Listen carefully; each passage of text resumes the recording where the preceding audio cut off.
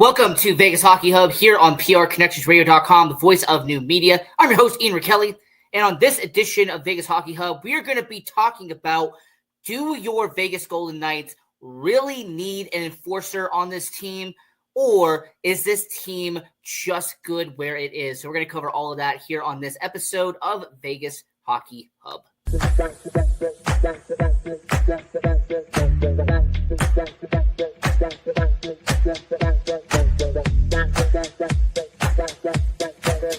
PR Connections Radio presents. Now, you might be asking yourself, well, Ian Rakelli, host of Vegas Hockey Hub, why is this a conversation? Why is this a topic? The Vegas Golden Knights, do they need an enforcer? Well, what's the reason for this show?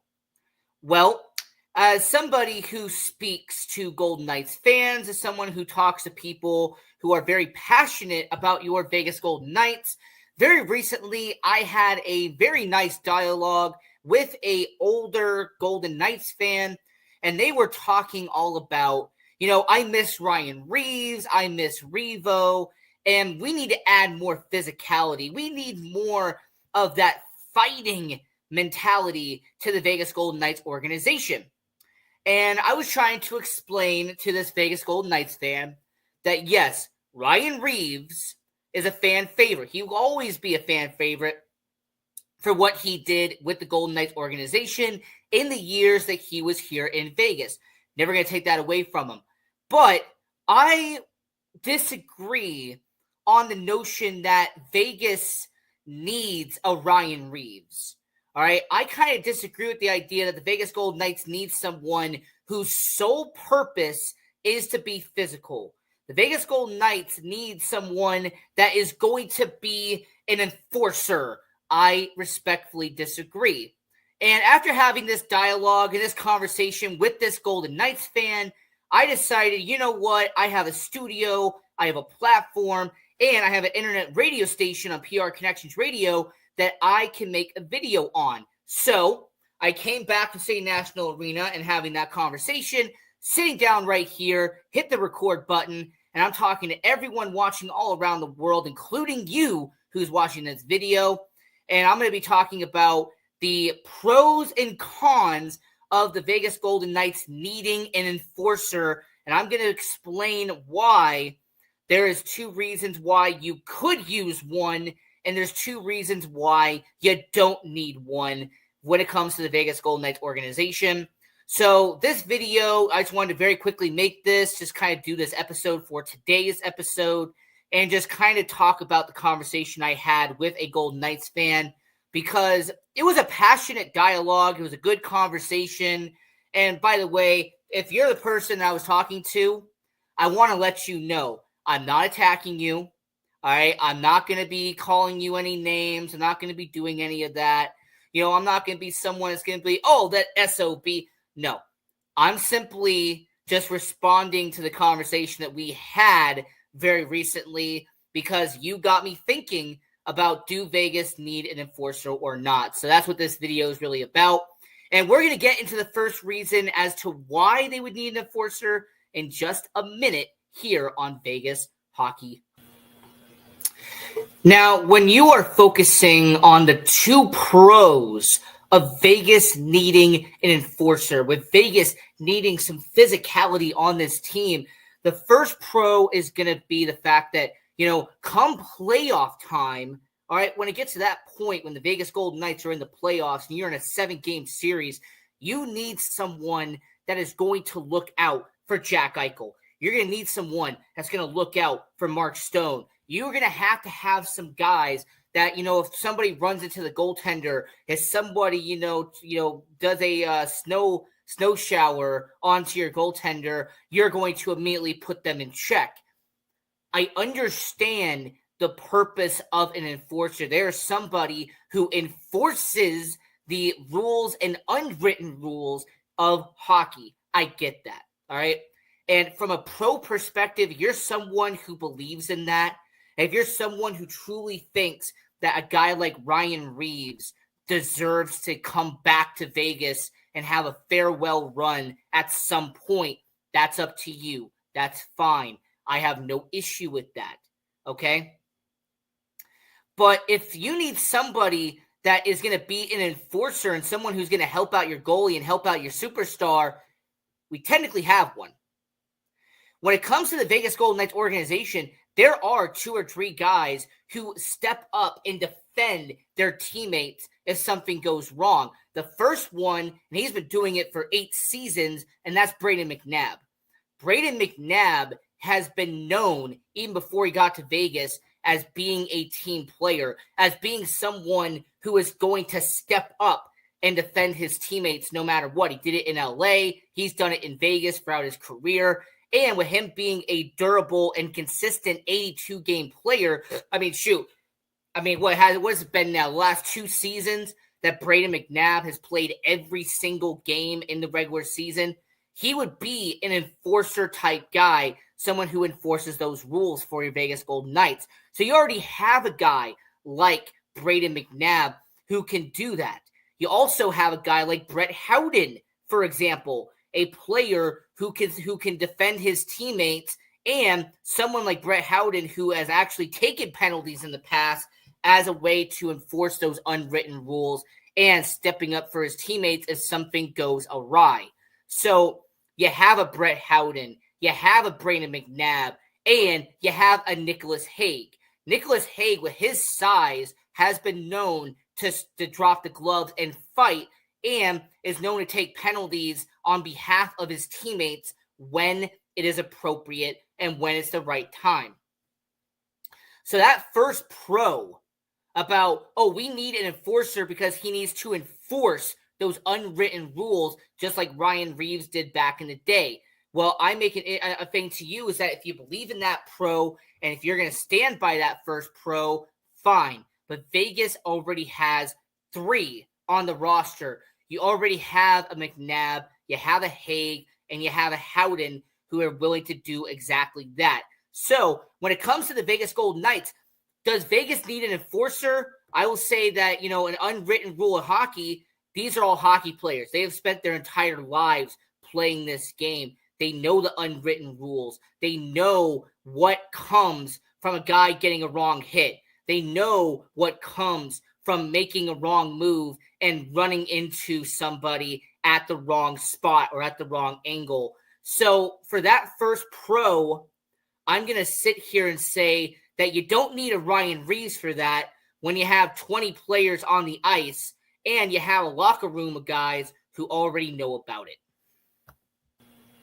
And then the second pro of, Vegas, enforcer, like the second pro that some people have tried to make is that Ryan Reaves had one purpose and had one role on the team. And he knew what that was. He understood what he had to do, and he went out and he accomplished it. And he did exactly what he needed to do when the playoffs happened, regular season, playoffs, preseason, regardless of what it was. He knew his job. He got paid a certain amount for that job, and he went out and executed it. All right. And for people who believe in that idea of, he has one goal, he has one purpose, he has one responsibility, and he is going to go out and he is going to accomplish that goal. Fine. If you want to accept that, if you want to say that there is a guy who's on the 3rd line, 4th line, someone on the bottom 6 forward, if there's someone who's a 3rd defensive pairing on this team, and their expectation is just to do one of 5 tools. Okay. But does it have to be an enforcer, though? Does a roster spot have to be filled with just physicality? I guess. Does one role have to be about just getting into fights in the modern world, the NHL, where fights are actually being less and less involved in the NHL? Because when it comes to the pro of, having a skill set and just focusing on it, then, hey, good for you. That's good. I'm happy for you if you believe in that. But if you're going to go down that road, okay, then I have to ask yourself, is there a player on the Vegas Golden Knights who only has one purpose? Look at the entire roster, all right? If you have the roster pulled up in front of you, if you're on NHL.com, if you're on Hockey Reference, if you're on Puckpedia.com, whatever website you're on, look at the Golden Knights roster and ask yourself a really realistic question. Is there a player on the forwards or defensive end that has one purpose and that's it? Is he just a goal scorer and that's it?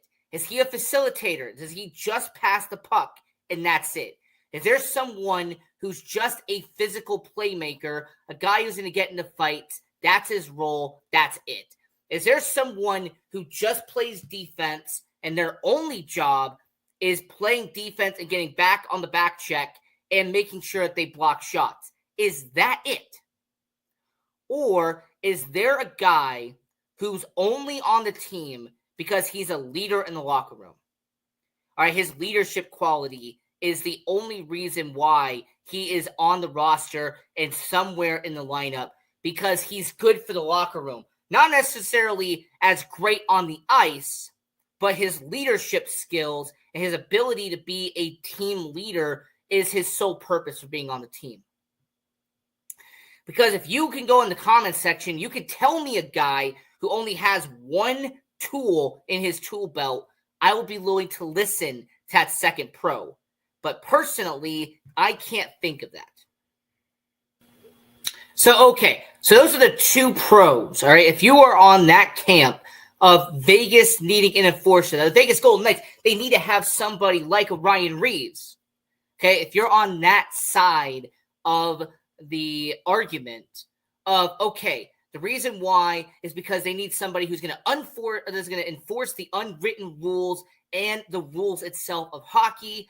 And you have to have someone that is a one-tool player, someone who's a one-dimension type of guy, someone who knows their role and they're going to execute it to perfection.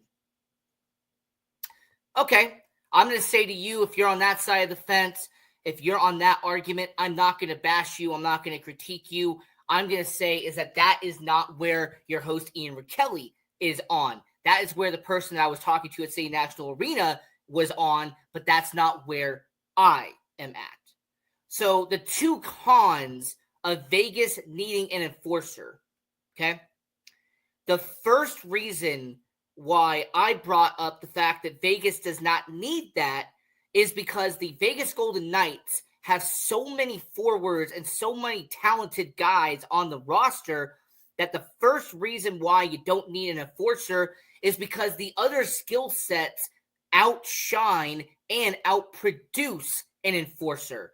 Having players on this team that can shoot, that can skate, that can play at a certain level is a reason why you don't need an enforcer. If you have guys who are going to shoot the puck and they're going to score X amount of goals, that is going to outperform a guy who's just going to drop the gloves. If you have someone who is a good passer and they can pass the puck around and get the puck into the back of the net by giving it to someone else, a good facilitator is a lot more than just a guy who's going to make good, clean hits and a guy who's going to accept necessary penalties on the opposite end. I truly believe that this Vegas Golden Knights roster is one of the most talented rosters we have seen in Vegas Golden Knights history. And because you have the talent and because you have all these guys that are going to be part of this roster, and they have two, three, even four tools in their belt, it makes you a better team as an overall unit. You have more depth to play with. Let's say that you have 14 forwards. If all 14 of those forwards have certain skill sets that are a bonus to the team, that is more valuable. It is more of a commodity to Vegas to have a guy like that. So, respectfully, that is the first con. The first con of having an enforcer is that it takes away that position. It takes away a spot in the starting lineup for a skilled forward, for a center, for a winger, for someone who is able to generate more offense, to generate more defense. And that is what gets taken away by having an enforcer on the roster and in the starting lineup. Now, getting into that second part, okay, getting into part 2 of the con for Vegas needing an enforcer. And this second part really has to do with who was brought up in the conversation. Now, when we were talking, we were having this back and forth, Ryan Reaves kept getting mentioned, kept getting brought up. Ryan Reaves, Revo. That was the conversation that kept getting brought up because he was an enforcer. He was a fighter. He was a brawler. He was a, guy that would like to scrap, have scrums. And this is nothing to Ryan Reaves, the person. All right. I have nothing against Ryan Reaves, the person. Seems like a nice person. Seems like someone that, you could probably have a beer with. You met him at a bar. That would be someone that personally nothing against. But Ryan Reaves as a player is a con. And the second part of this con is Ryan Reaves himself. Ryan Reaves, at his age, he is not an everyday player. At his age, he is not someone that you're going to get a lot of games out of in the regular season.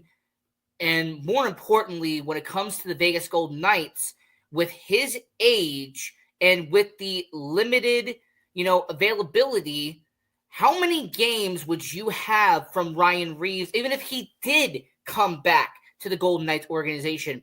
How many games would he play if he did put on that gold and that gray jersey one more time for your Vegas Golden Knights organization? Would it be 10? Would it be 20? Let's say, would it be half the year? Would it be 40? 50, I would say at the most if you're cutting it there. I mean, when it comes to Ryan Reaves, you have to ask yourself, this isn't the guy that they got in the 2018 NHL trade deadline who was here for a couple of years, who was a consistent guy on the fourth line. And the reason I bring this up as a con is look at Ryan Reaves post-Vegas.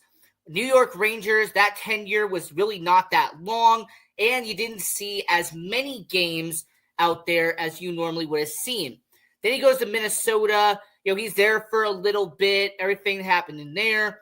And then you go to Toronto, and he's kind of been in Toronto for a little bit now. But even then, he's not an everyday guy. In fact, there's some games where he has, been a healthy scratch for X amount of games in a row. There's been suspensions. So when it comes to Ryan Reaves, you have to ask yourself an actual question, and that would be, can he even be an everyday guy, or what usage would you get out of him if you brought him back? So, the first con that I mentioned is that, if you have an enforcer on the bottom six, it takes away a spot from someone with skill sets that are more than that. You're taking away a spot in the starting lineup for someone who could be better for the team as a whole. And the second con would be if Vegas, has an enforcer, Vegas, has Ryan Reaves for himself at his age, would he be able to play as many games as needed to even be useful for the Vegas Golden Knights at this point in time? So, I wanted to very quickly just make this video and talk about, does Vegas need an enforcer? Does Vegas even need a Ryan Reaves type of player? And I gave you the two pros, okay? The first pro is that when you are a one-tool guy, when you're someone who knows what his strengths are, that he will take that responsibility and that role, and he will do what he needs to do. He understands his role. That was pro number one. And then pro number two is that when it comes to enforcing the unwritten rules of the NHL and hockey itself, they will enforce that. And then the two cons is that con number one, it takes away a roster spot in the starting lineup for someone who's more skillful and someone who has more of a skill set than just one responsibility. And then con number two alludes to Ryan Reaves himself, who the conversation was brought up about, and could he still be of use in the Golden Knights organization at this point in time? Now, quick little side note with Ryan Reaves, the Toronto Maple Leafs, I almost said the Toronto Blue Jays, by the way. Sorry about that. Baseball season's on my mind. But when it comes to the Toronto Maple Leafs, he's still on contract with Toronto. So unless the Golden Knights made a trade for Ryan Reaves, or in a rare situation, he gets put on waivers by Toronto, that's the only two ways Vegas could go out and get him. It's not like he's a UFA just waiting by the phone, waiting to get a phone call. He's still under contract. He still has a deal with Toronto. And, it'll be curious to see what happens next year. Next year, could Vegas hypothetically put him on a 1-year veteran minimum contract? I guess. I guess the Vegas Golden Knights down the road could have him come back as kind of a farewell situation. But wait a minute. Wouldn't St. Louis make more sense for a farewell one-day contract? I kind of feel like this is an argument that some Golden Knights players have had on this show before. If Ryan Reaves would going to retire on a one-day contract, would it be Vegas or would it be St. Louis, where he spent about a decade of his career with that organization? So with Ryan Reaves, like I said, personally, I wish him well. I've interacted with him once or twice when he was with the Vegas Golden Knights. Kind person, someone who's a really nice guy. But when it comes to the Vegas Golden Knights, I think when it comes to an enforcer, you already have Brayden McNabb, you have a Nicholas Hague, you have a Brett Howden, and I don't really think that you need a Ryan Reaves at this point.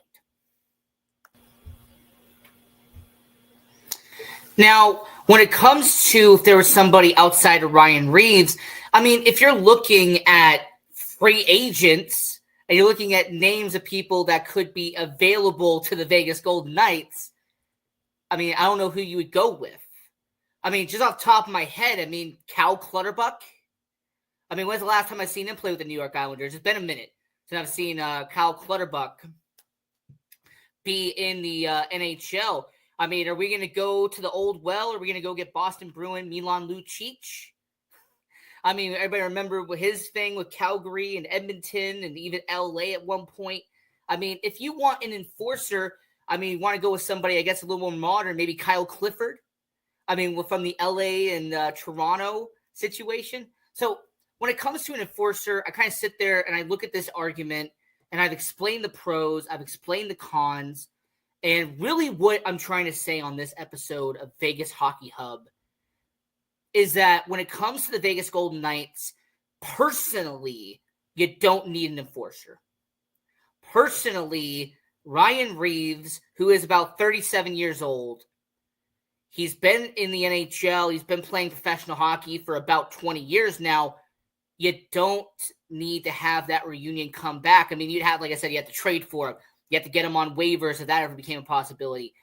It's just, I don't see it being a situation involving your Vegas Golden Knights. I really don't see how beneficial it would be. And like I said, even if you didn't go with Ryan Reaves and you try to pivot and try to go to somebody else who is an enforcer, or someone who can be a guy that drops the gloves and be more physical, I don't see a lot of guys on lists that could be of usage. We're not going to go and get those guys that can be. Pat Maroon, I highly doubt would find a way to come to Vegas. You know what I mean? So, really to end this conversation, and like I said, I just wanted to very quickly make this video. Came back from State National Arena, had a really good conversation with a fan of the Vegas Golden Knights, and I was kind of asking around, seeing, what do you think about the Golden Knights right now? Like, what are you thinking about? And they just kept talking, and this one fan had a really good dialogue and a good back and forth with me for about five minutes. And I was really talking about the Ryan Reaves enforcer type and explaining how he felt that the Vegas Golden Knights are missing that physicality. And I'm not going to disagree with him. I understand there is some missing physicality. There isn't really a big bruiser on this team.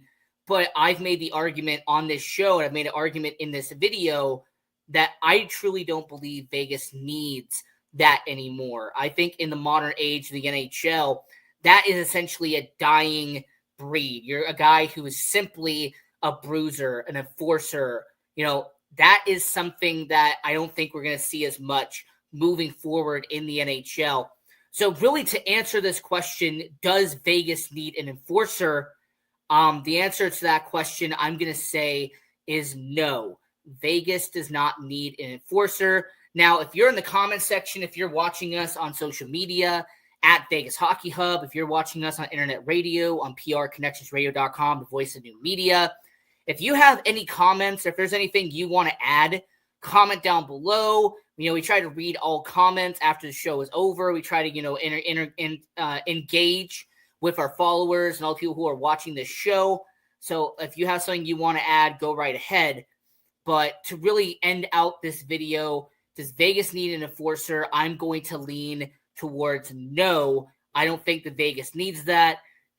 And Ryan Reaves, if he signed a one-day contract in the future, at age 38, 39, 40 years old, if he gets to that point in his career, would it be nice if he signed a one-day contract with the Vegas Golden Knights? Absolutely. Of course, that would be nice to see him sign that deal. But the reality is, I don't know if he would, or if he would sign with the St. Louis Blues, a team that he had been with for a decent amount of years. So this is Vegas Hockey Hub. I'm your host, Ian Raquelli. I do want to go over some ideas we're going to be talking about here on this channel. Coming up, we're going to be talking about the injuries that are going on involving your Vegas Golden Knights. There's a player that is currently in doubt for the Vegas Golden Knights, and we're going to cover that in an upcoming episode.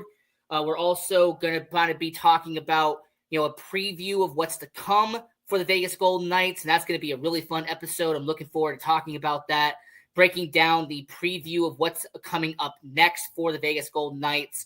And then by the end of this week, I also want to mention this, we are also going to be talking about the Las Vegas sports scene, because there is an event here in Vegas that is going to be at the same time as the Vegas Golden Knights. And it's going to be very interesting to see if there's any interference in that, if there's going to be any, kind of conflict between the two of those. What's the traffic situation going to look like? What's the fanfare going to look like? And how is the Vegas Golden Knights going to be affected by this event? So we're going to talk about all of that later on. I think, later this week, we're going to be making that video talking about that. So, roster moves for the Vegas Golden Knights, obviously they're trying to finalize that roster, getting it ready for the Vegas Golden Knights, what's coming up next. So there is so much that's going on involving the Vegas Golden Knights.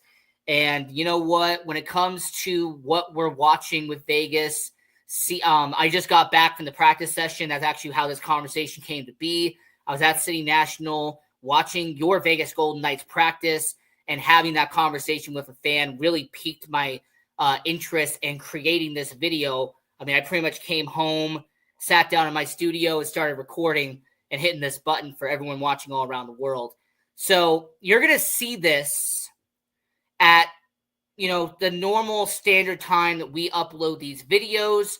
But I also want to say, when it comes to Vegas Hockey Hub, we have our website, www.vegashockeyhub.com. We have our YouTube channel where we try to upload exclusive content. Vegas Hockey Hub Recap, that's going to be a thing that we're going to be uploading a lot coming up. So that's going to be a lot of fun doing those Vegas Hockey Hub recap shows. And we also have our Facebook page where we send links to all the stuff that we're doing, putting that on the Facebook. We have our Instagram page where we upload content of like the morning skates and the games that we go to. We have our live watch on Twitter where we tweet what's going on throughout the game. Any notable stuff that happens during the game, we tweet about it on our Twitter page at Vegas Hockey Hub. And then our TikTok, where we're trying to grow our TikTok audience here on Vegas Hockey Hub. So this was a fun episode. And thanks to that fan, by the way, for that conversation. You created an entire episode out of it. So thank you. And until next time, I'm your host, Ian Raquelli. This is Vegas Hockey Hub. And go Knights. Go. PR Connections Radio thanks you for watching this podcast. Check out more episodes of this show and our others at prconnectionsradio.com.